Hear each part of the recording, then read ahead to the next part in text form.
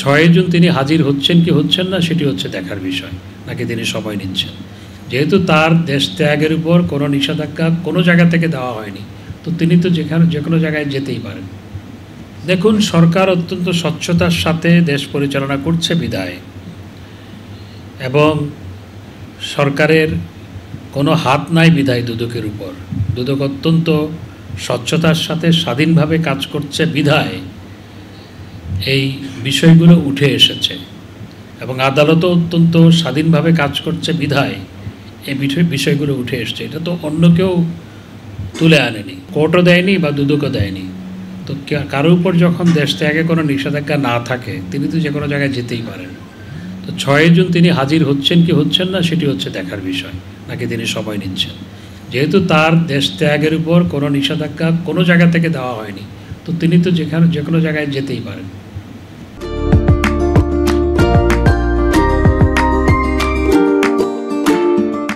জাতিসংঘের উদ্যোগে যেই সিডস কনফারেন্স হয়েছে, সেখানে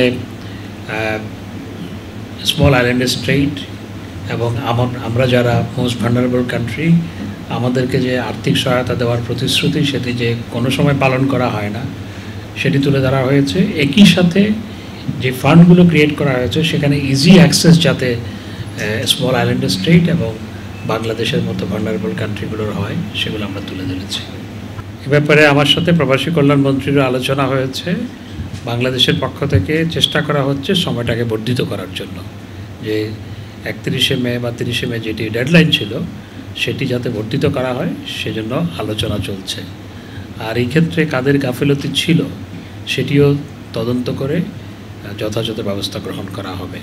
তবে আমরা চেষ্টা করছি যাতে করে যে ডেডলাইনটা মালয়েশিয়া ইম্পোজ করেছে, সেটি যাতে আরও কিছুদিন বর্ধিত করা হয়।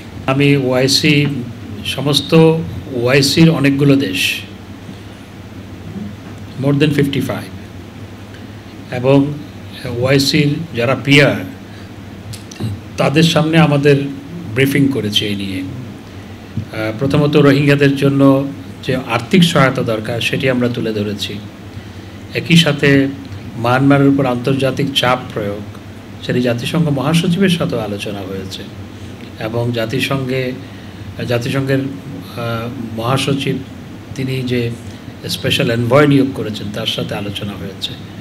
এটার একটা পজিটিভ ইম্প্যাক্ট অবশ্যই আছে, এবং বর্তমানে মায়ানমারে যে পরিস্থিতি বিরাজমান, সে নিয়েও আলোচনা হয়েছে।